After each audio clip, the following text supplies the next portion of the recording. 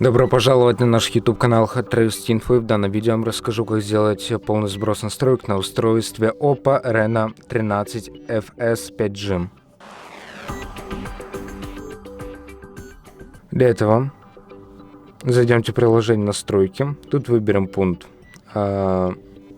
система и обновления, резервное копирование и сброс, сбросить настройки телефона, удалить все данные, впишем наш пароль, если он у нас есть. Нажмем очистить все данные и нажмем очистить.